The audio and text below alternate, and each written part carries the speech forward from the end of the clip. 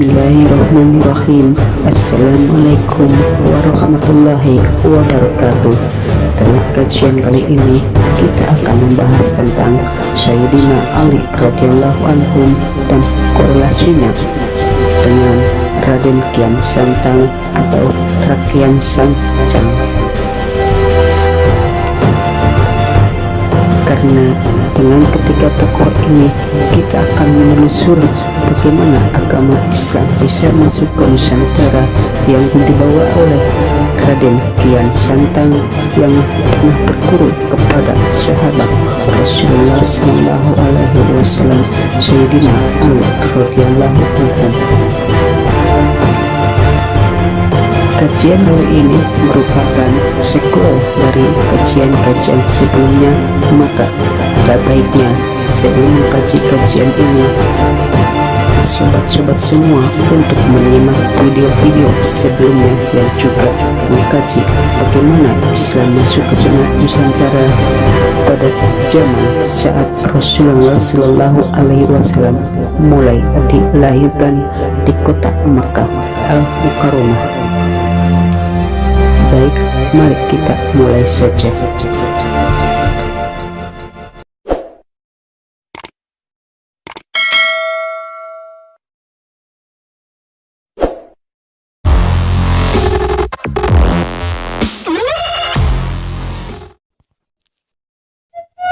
Imam Ali bin Abi Thalib radhiyallahu anhu, Kian Santang dan Rakian Sancang. Bagi pemerhati sejarah Sunda dan tentunya masyarakat Sunda sendiri yang ingin mengetahui sejarah leluhur, pastinya sudah tidak asing lagi dengan ketiga nama tokoh penting ini. Tiga tokoh yang terkait erat dengan sejarah masuknya Islam ke wilayah Jawa bagian barat. Namun sayangnya, sumber tertulis yang asli mengenai kisah masuknya Islam Kian Santang ini bisa dikatakan hampir tidak ada, hingga terjadilah simpang siur informasi seperti yang terjadi saat ini. Sejarah Kian Santang pada hakikatnya adalah kisah yang menggambarkan tentang kedatangan Islam di tanah Sunda. Kisah ini dapat kita dengar dan baca dari generasi ke generasi, baik melalui pantun ataupun kisah wayang. Seperti umumnya kisah tutur lainnya, tentunya dalam perjalanan kisahnya dari waktu ke waktu telah mendapatkan penambahan dan pengurangan beberapa bagian kisahnya. Pada era kolonial, kisah ini juga banyak disisipi pesanan dari pemerintah kolonial berupa kisah-kisah yang memberikan citra buruk pada Islam, diantaranya melalui kisah Kian Santang memaksa ayahnya Sang Prabu Siliwangi untuk menganut ajaran Islam, sehingga terjadi perkelahian dan pengejaran antara Kian Santang dan ayahnya yang diakhiri dengan menghiangnya Sang Prabu berubah wujud menjadi maung atau harimau. Dari manakah kisah-kisah tidak masuk akal ini bersumber? Terlihat jelas ada penambahan data berupa kisah-kisah ajaib dan sikap intoleran seorang muslim yang bila membaca ini, pembaca pasti akan berasumsi pada ayahnya saja ia melakukan demikian, bagaimana dengan rakyat biasa? Dan sikap ini terjadi setelah Kian Santang masuk Islam. Tentunya hal ini sangat bertentangan dengan ajaran Islam itu sendiri. Kembali lagi pada pertanyaan di atas, dari manakah kisah-kisah ini bersumber? Ternyata setelah dilakukan penelusuran, salah satu sumber utama kekacauan sejarah Islam di Indonesia adalah banyaknya sumber-sumber sejarah tertulis palsu atau salinan yang dibuat pada era kolonial, hanya setelah tahun 1860-an hingga 1900-an awal. Dari naskah-naskah aspal atau salinan inilah kemudian kita membaca dan mendengar banyak cerita-cerita aneh dan tidak masuk akal seputar sejarah masuknya Islam di Indonesia. Mengenai sumber tertulis yang asli bukan salinan, kami yakin pasti ada. Hanya saja, sebagian besar sumber tertulis ini telah diambil oleh pihak kolonial dan kini tersimpan di Universitas Leiden, Belanda. Untuk saat ini, pembuktian pertemuan Imam Ali dan Kian Santang dapat dilakukan dengan beberapa metode penelusuran. Di antaranya dengan menghubungkan petunjuk-petunjuk yang terkait dengan kisah ini melalui berbagai pendekatan ilmu sejarah dan ilmu bantu sejarah seperti yang akan kami coba jelaskan secara singkat dalam tulisan ini.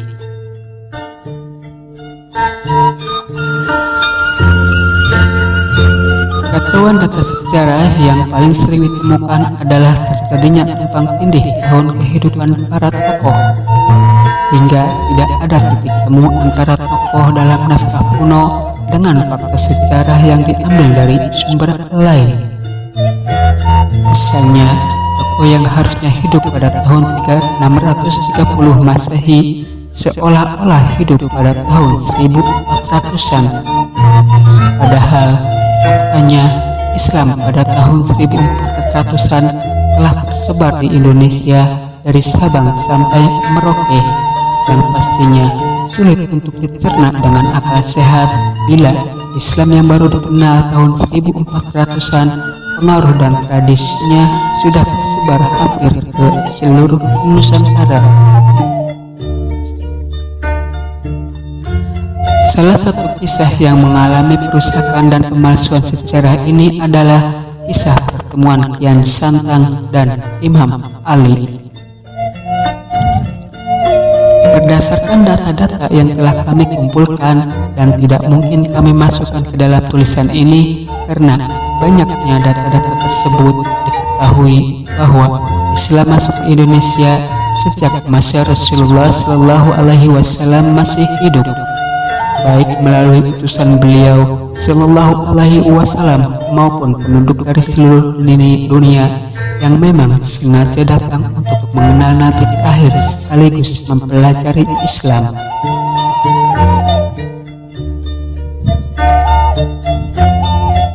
Di antara mereka yang datang ke Jazirah Arab 1441 tahun yang lalu adalah Kian Santang yang diperintahkan ayahandanya Prabu Siliwangi untuk berburu ke tanah Arab kepada seorang sakti bernama Ali.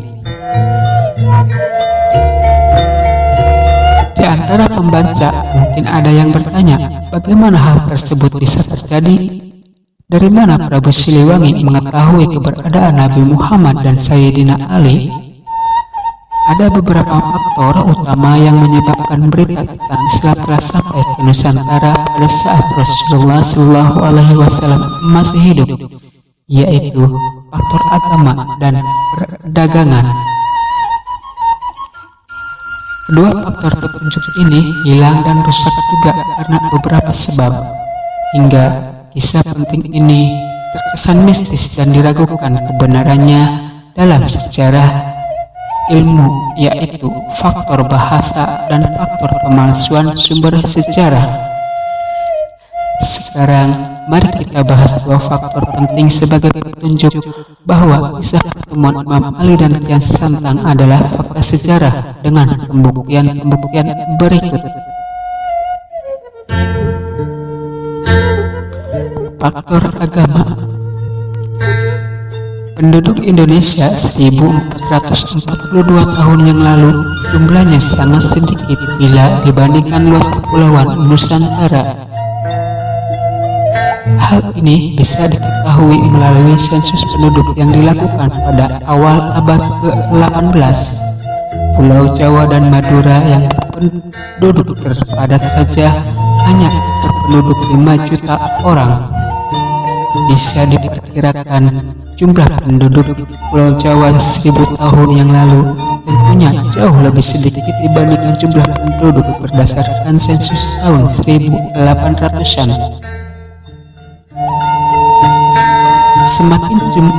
Semakin sedikit jumlah penduduk, otomatis semakin sedikit perbedaan keyakinan yang dianut. Adanya kesamaan keyakinan pada leluhur Nusantara di masa lalu bisa dilihat dari agama asli suku pedalaman dan agama Hindu Bali yang secara pemahaman dan ritual ibadah cenderung memiliki kesamaan antara satu dan lainnya, yaitu meyakini adanya Tuhan sebagai kekuatan tunggal yang maha segalanya yang tidak terlihat tapi ada.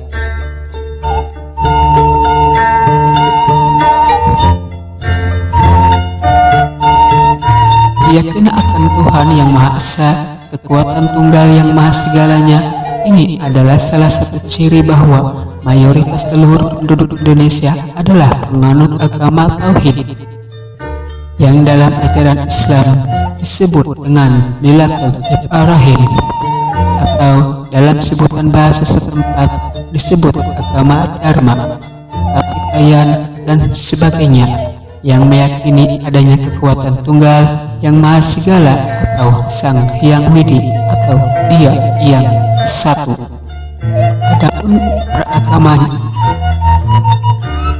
Adapun beragamnya ritual ibadah adalah karena pengaruh asimilasi budaya.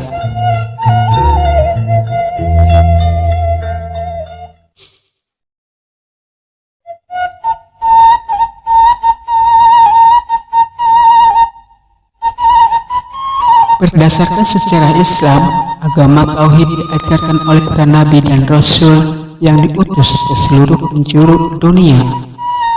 Setiap nabi dan rasul yang berjumlah 124.000 ini diutus untuk memberikan penjelasan kepada manusia berupa ajaran-ajaran kebaikan, ritual ibadah, tata cara bermasyarakat, dan sebagainya. Ajaran-ajaran ini kemudian dituliskan dalam kitab-kitab. Karena ajarannya tertulis dalam kitab inilah, maka penganut agama Tauhid disebut juga dengan Ahlul Kitab atau pemilik kitab. Ahlul Kitab adalah para pemeluk agama yang memiliki kitab, bukan hanya agama Yahudi dan Kristen, tapi juga termasuk Majusi, Hindu, Buddha, serta agama-agama lain yang tersebar di seluruh dunia, selama mereka masih mengakui adanya kekuatan tunggal yang maha segalanya.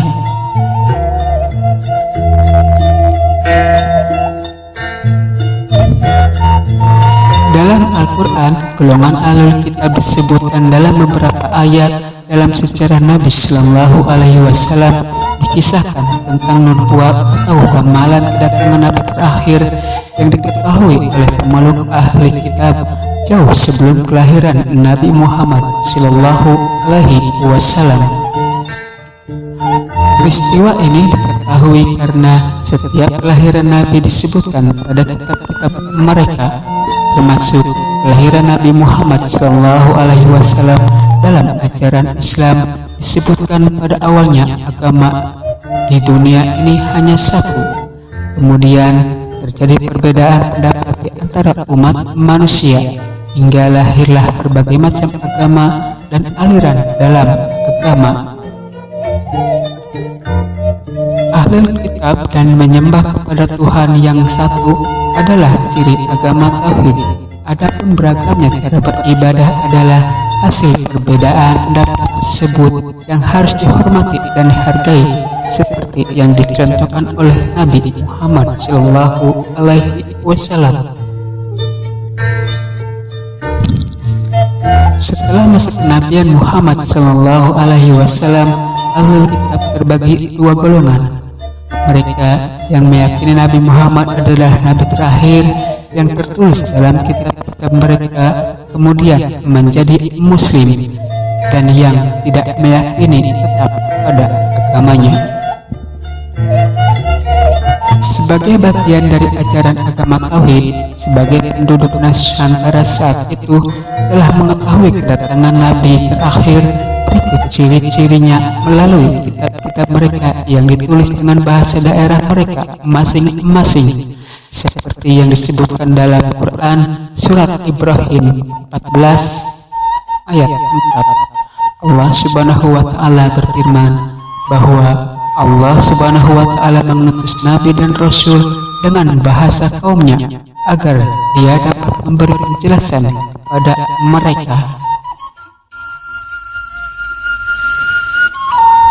Kisah tentang membuat atau ramalan kedatangan Nabi Muhammad tergambar jelas pada kisah pertemuan Nabi Shallallahu Alaihi Wasallam ketika masih belia dengan biarawan Bahira yang mengetahui detail ciri-ciri kenabian pada Muhammad kecil yang kelak akan menjadi Rasul terakhir.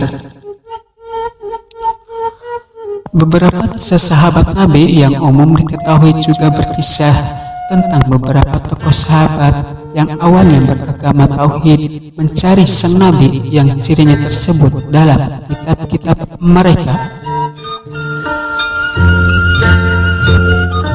Para sahabat yang sengaja datang dari negeri yang jauh di Jazirah Arab untuk mencari sosok sang Nabi, di antaranya sahabat Bilal radhiyallahu anhu yang beragama Tauhid dari Afrika. Namun di perjalanan beliau dirampok dan dijual sebagai budak. Kisah Abu Dzar dari Bani Ghafar yang datang ke Mekah untuk memastikan kedatangan Nabi yang baru. Demikian pula halnya dengan Salman Al-Farisi yang mengetahui detail kenabian Muhammad Shallallahu Alaihi Wasallam melalui kitab Injil, atau kisah penduduk Madinah yang telah mengetahui Nabi Muhammad Shallallahu Alaihi Wasallam jauh sebelum Nabi hijrah, dan masih banyak lagi berita tentang kelahiran Nabi Muhammad Shallallahu Alaihi Wasallam yang telah mereka ketahui dari kitab-kitab mereka. Hanya saja di antara mereka ada yang menerima dan ada pula yang tidak.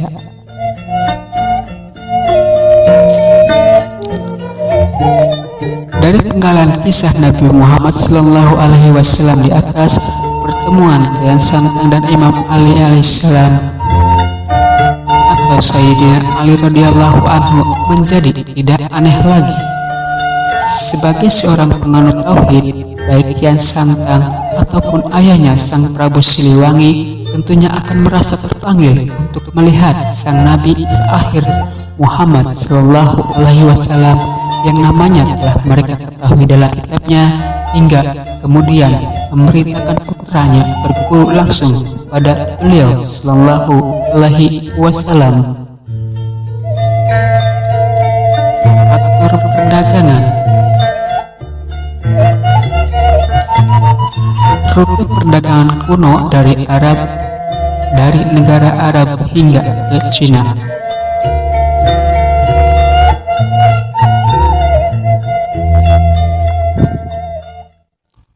Rute ini digunakan sejak 200 sebelum Masehi hingga 1450-an Masehi. Dapat dilihat pada peta di atas. Untuk mencapai Cina harus melewati Pulau Sumatera terlebih dahulu.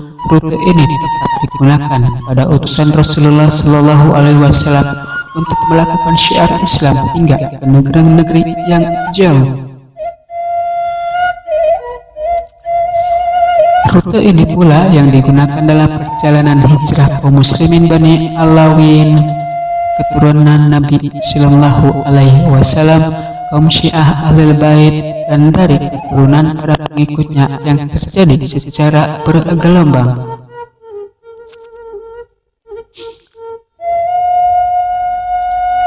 Hubungan perdagangan yang terjadi antara penduduk Nusantara dan Jazirah Arab telah terjalin jauh sebelum kelahiran Rasulullah Sallallahu Alaihi Wasallam. Penelitian tentang keterlibatan Nusantara dalam jalur perdagangan internasional pada masa lalu cukup banyak. Di antaranya adalah pendapat T.W. Arnold dalam bukunya The Fashing of Islam yang menyatakan hubungan perdagangan antara Nusantara dengan Arab telah terjadi sejak awal abad ke-2 sebelum Masehi. Sementara dalam buku masuknya Islam ke Timur Jauh disebutkan tidak semua suku Arab yang melakukan hubungan dagang dengan Nusantara, tapi hanya suku Quraisy dan leluhur Quraisy, yaitu Kan'an, serta beberapa suku tertentu dari Yaman yang melakukan hubungan dagang dengan para pelaut Nusantara. Seperti diketahui, suku Quraisy adalah suku leluhur Rasulullah SAW, dan Rasulullah SAW sendiri pun dikenal sebagai pedagang ulung.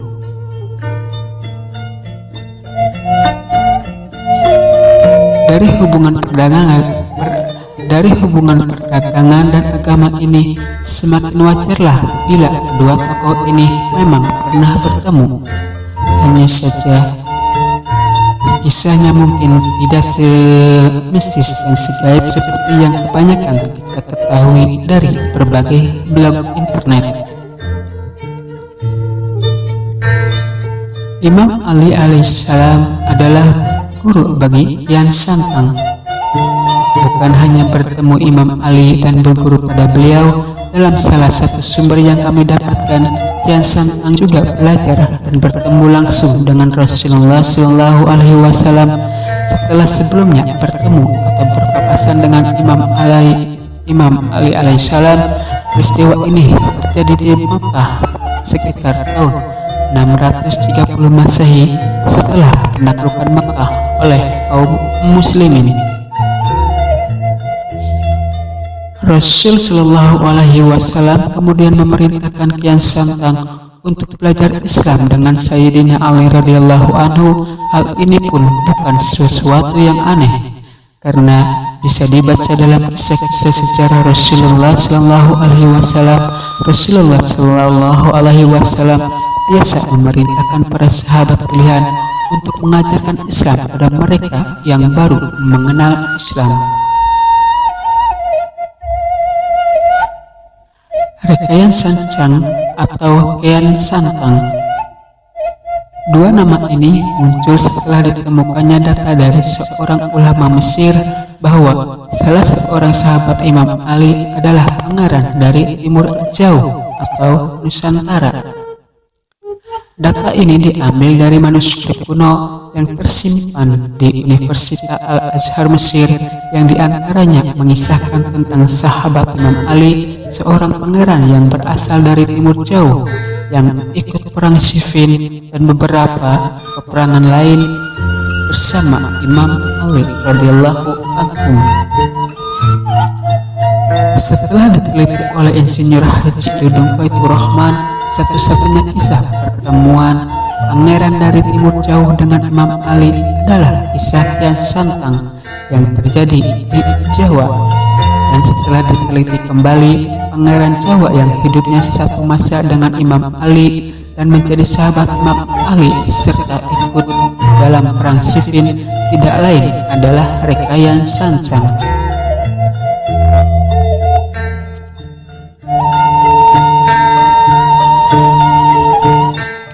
Kesimpulan ini tentunya banyak menimbulkan opini dari berbagai kalangan pemerhati sejarah, karena jelas terjadi perbedaan tokoh utama.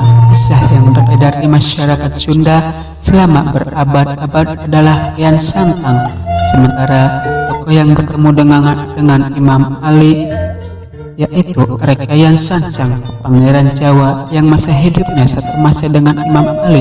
Lalu mana yang benar, Rekayan Sancang atau Kian Santang?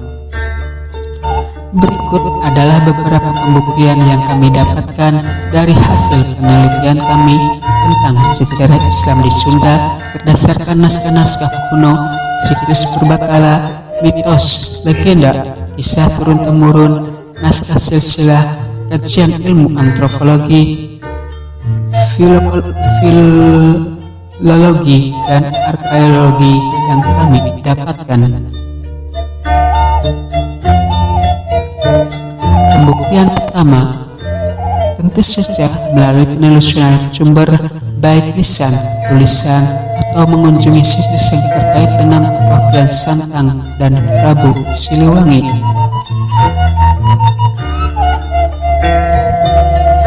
Terdapat beberapa sumber tertulis berupa naskah kuno yang menjadi rujukan data tahun. Dua di antaranya didapat dari naskah Wangsakerta dan naskah Carita Purwaka Caruban Nagari yang mengatakan bahwa Kian Santang adalah putra Prabu Siliwangi yang hidup sekitar tahun 1400 hingga 1500-an Masehi. Sementara fakta sejarah membuktikan pada kita Imam Ali hidup pada tahun 600 Masehi hingga 663 Masehi, yang artinya jarak waktu antara Imam Ali dengan Kian Santang sekitar 900 tahun, dan tentunya mustahil secara ilmu sejarah kedua tokoh ini dapat bertemu. Namun, lain halnya dengan Kian Santang yang masa hidupnya kurang lebih dari satu masa dengan Imam Ali, hingga ditarik kesimpulan yang bertemu dengan Imam Ali adalah Kian Santang, dan beliau adalah tokoh yang berbeda dengan Kian Santang. Kesimpulan ini diambil hanya berdasarkan perkiraan tahun yang tertera pada naskah Carita Purwaka Caruban Nagari. Benarkah demikian? Benarkah Kian Santang dan Kian Santang adalah dua tokoh yang berbeda?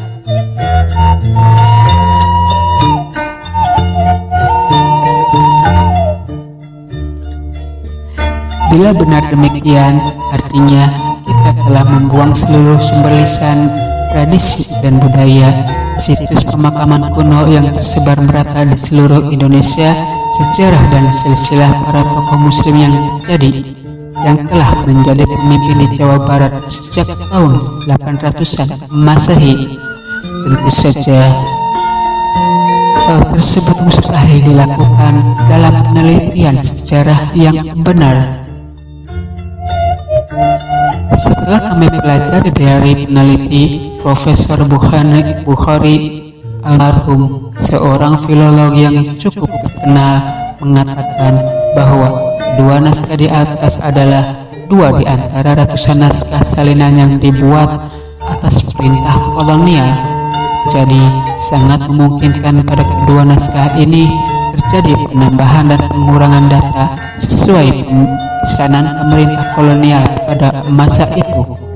Masih menurut Profesor Bukhari almarhum, untuk mengetahui keautentikan isi kedua naskah tersebut harus melakukan seleksi dan perbandingan dengan data sejarah yang lain.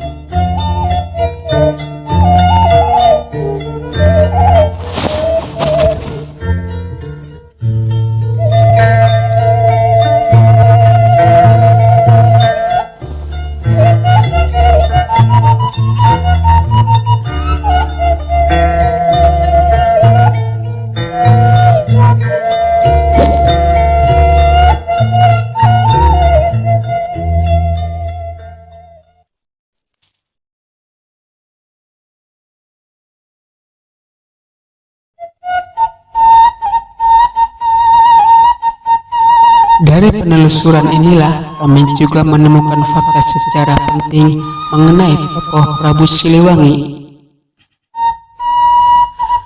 Berdasarkan peninggalan bangunan, silsilah dan kisah-kisah pada naskah kuno seperti Babad, Cariosan, dan sebagainya,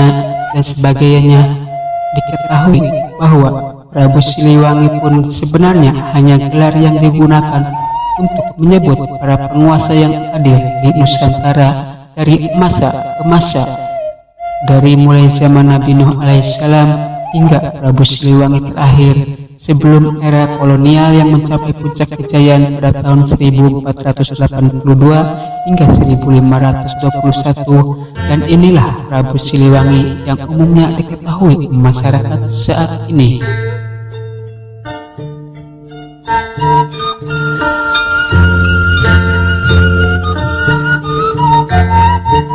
Gelar Prabu Siliwangi yang lain yang umum diketahui di kalangan sejarawan atau pemerhati sejarah adalah Sang Sri Baduga, Ratu Haji di Pakuan Pajajaran. Dari gelar haji dapat dipastikan bahwa Prabu Siliwangi adalah seorang muslim atau penganut agama Melita Ibrahim yang juga melaksanakan haji di Mekah jauh sebelum kelahiran agama Islam di Arab. Gelar ini tercantum dalam prasasti batu tulis di Bogor.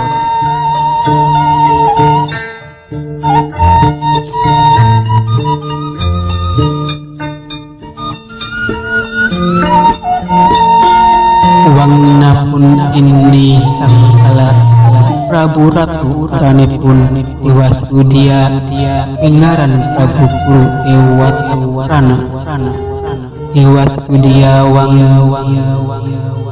wingaran Sri Baduga Maharaja Ratu Haji di Pakuan Pajajaran seri Sang Ratu Dewata Punyanu Yusuf Naksukawan Dipa anak Rahyang Dewa Niskala Sang Sida Mokta Dimikuna tiga Curah yang Niskala Wastu Sangkan Sana Sang Sida Raka Nusalarang Yasiani Nian Sakala Pegunungan Ngabalai Nyiaan Samada Nian Sangan yang Talaga Ranawa Amira Jaya Yasa iya O iya Sakta Pankara Pandama Pan Bumi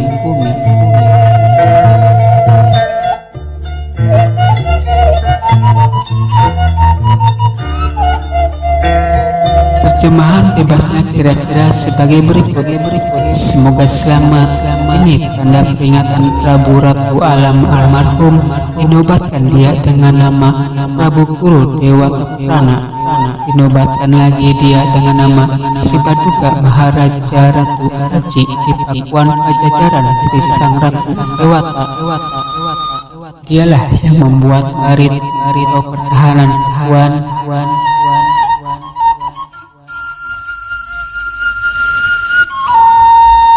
Dia putra Rahyang Dewa Niskala yang dipusatkan di Gunatiga, cucu Rahyang Niskala Wastukencana yang dipusatkan ke Nusalarang. Dialah yang membuat tanda peringatan berupa gunung-gunungan, membuat undakan untuk hutan Samida, membuat Sahyang Talaga Rena Wahawijaya dibuat dalam tahun Saka Panca Pandawa mengebam bumi. Mengenai Prabu Siliwangi lebih lengkapnya insyaallah akan kami bahas dalam tulisan yang lain.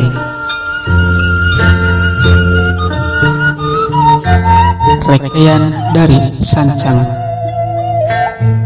Pembuktian kedua bisa dilihat melalui nama Kian Santang adalah sebutan bukan nama.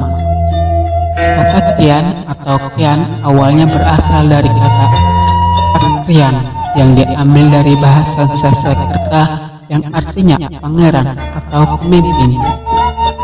Seiring dengan perubahan zaman, perpindahan kisah dari generasi ke generasi, kata Rakyan menjadi kata Rakyan dan Rakyan menjadi Kian, Kian dan Kian.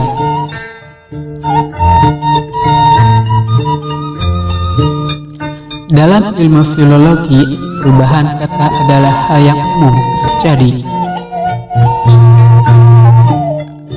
Kasus kata Rakyan sama seperti yang terjadi pada kata Raden yang berasal dari kata Radian yang berarti pemimpin, agama atau wilayah. Setelah kedatangan kaum muslim yang hijrah dari Arab dan Persia sekitar tahun 600 hingga 800-an Masehi, masuklah unsur Arab ke dalam Radian menjadi Raden yang artinya kurang lebih sama. Pemimpin agama, kata Radian kemudian berubah menjadi Raden. Dari perjalanan kata Rakyan menjadi Kian dan Radian menjadi Raden saja membutuhkan waktu ratusan tahun. Hal yang sama pun terjadi dengan kata Sancang. Seiring dengan perubahan dialek dan pengaruh yang lain dalam kisah turun-temurun menjadi kata Santang. Sancang adalah nama kota kuno di Jawa Barat yang lokasinya saat ini masih dapat kita kunjungi di hutan Sancang, Garut Selatan. Jadi, berdasarkan temuan di atas, kami menyimpulkan bahwa Kian Santang atau Kian Santang dan Rakyat Sancang atau tokoh yang sama yang dikisahkan dari generasi ke generasi selama ratusan tahun hingga mengalami perubahan bunyi dan makna, yaitu yang pada awalnya hanya gelar menjadi nama. Rakyat Sancang sendiri bila dilihat dari arti bahasa, artinya pangeran yang berasal dari Sancang, menegaskan jabatan dan asal kota atau tempat dimakamkannya sang pangeran. Seperti yang telah kami sebutkan sebelumnya, Sancang adalah kota kuno yang sekarang lokasinya berada di Garut Selatan dan terkenal dengan hutan atau leuweung Sancangnya. Kami mengetahui bahwa hutan Sancang adalah lokasi bekas pemukiman kuno, diantaranya ditandai dengan adanya komplek pemakaman di dalam hutan Sancang.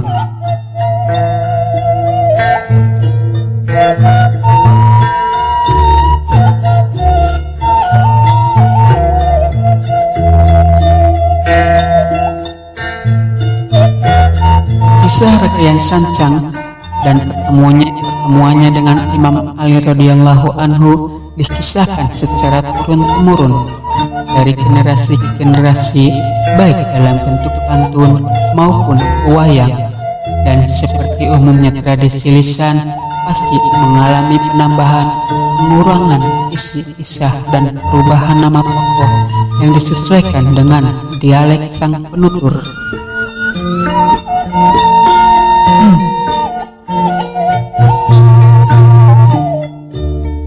Sumber tertulis yang ada sekarang umumnya adalah salinan yang dibuat pada era kolonial atau berdasarkan kisah turun-temurunnya yang kemudian ditulis dalam bentuk pantun atau prosa. Salah satu sumber tertulis yang kami dapatkan dari salah satu padepokan di Banten mengenai kisah Kian Santang yang lebih bisa terima dalam ilmu sejarah mengatakan bahwa pertemuan antara Kian Santang dengan Ali terjadi di Mekah setelah peristiwa Fathul Mekah atau penaklukan Mekah yang terjadi pada tahun 629 Masehi. Pertemuan ini memang disengaja karena perintah dari sang ayah Prabu Siliwangi agar putranya mencari guru yang ilmunya mumpuni. Singkat kisah, setelah mempelajari Islam langsung dari Rasulullah SAW dan Imam Ali alaihissalam, Kian Santang diperintahkan Rasulullah SAW untuk mengabarkan tentang Islam atau syiar di tanah Jawa atau Sunda.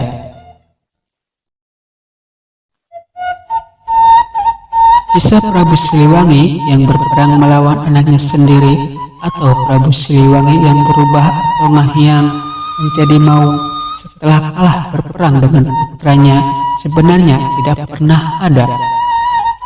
Kisah-kisah tersebut hanyalah penambahan-penambahan yang dipaksakan dengan tujuan merusak kata sejarah hingga tidak layak lagi dijadikan sumber. Karena berdasarkan sumber dari Banten tadi, Prabu Siliwangilah yang justru memerintahkan putranya untuk berguru ke Imam Ali di Makkah.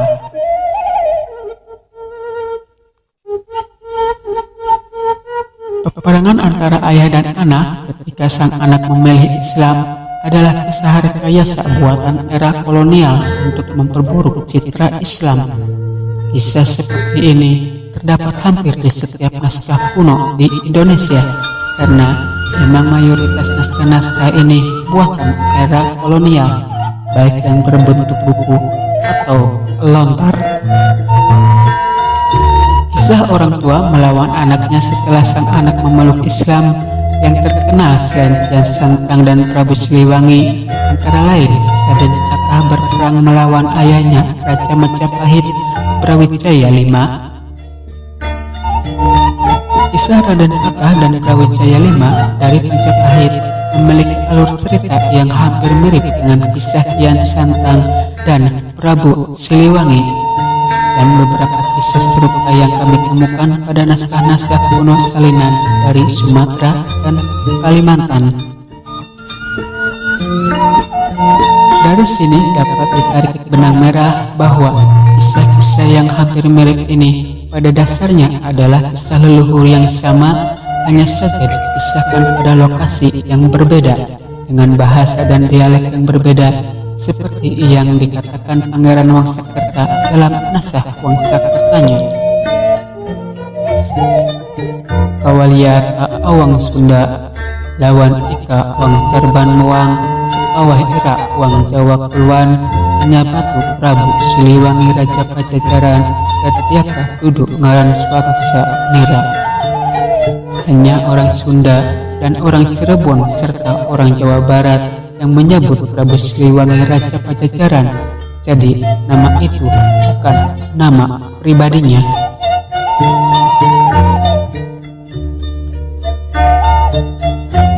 Malik Al-Hind atau Rekayan Sansang.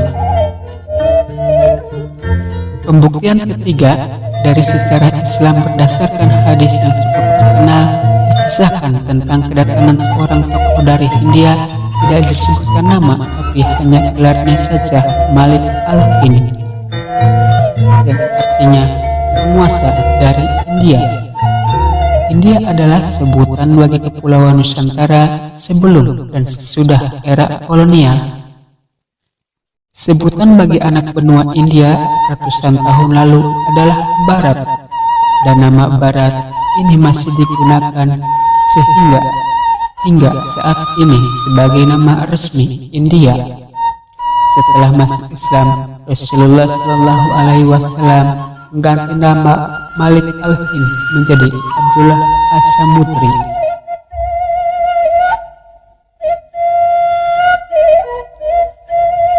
Keberadaan sejarah Malik Al-Hind dalam sejarah Islam menandakan adanya hubungan bilateral antara Rasulullah Shallallahu Alaihi Wasallam sebagai pemimpin kaum muslimin dengan para pemimpin para Nusantara atau India. Nama Abdullah gelar As-Samudri yang artinya dari samudra, sebutan untuk kepulauan Nusantara dalam logat Arab. Jelas menandakan adanya kesamaan dengan tokoh Kian Santang pada sejarah lokal yang telah masuk Islam nama menjadi Abdullah Imam. Kisah yang kurang lebih sama dengan Kian Santang dalam tradisi lisan masyarakat Ciamis dikenal dengan nama Sang Hyang Borongora, yang telah masuk Islam berganti nama menjadi Abdul Iman. Tokoh ini dan putranya yang bernama Mbah Panjalu dimakamkan di Nusa Gede, Situlengkung, Panjalu, Ciamis.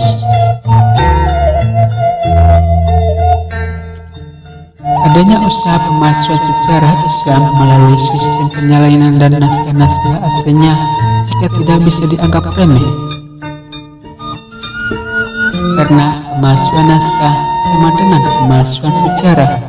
Masih menurut Bukhari, penyalinan ini tidak terbatas hanya pada naskah, namun juga terdapat pada prasasti dan bangunan atau situs-situs kuno. Kisah-kisah yang tertulis untuk memperburuk citra Islam ini jumlahnya sangat banyak dalam naskah-naskah salinan yang tersebar di Indonesia. Namun demikian, walaupun naskah-naskah ini bukan naskah asli, bukan berarti naskah-naskah ini 100% palsu. Dari hasil penelusuran kami, masih banyak data-data asli yang terkandung dalam naskah. Bahkan ada yang murni salinan dengan hanya sedikit penambahan dan pengurangan yang tidak menghilangkan makna aslinya. Bagaimana jenis naskah salinan inilah yang menuntut para pemerhati sejarah untuk berhati-hati dan selalu melakukan cross check info dengan sumber sejarah yang lain yang dapat dirujuk kebenarannya.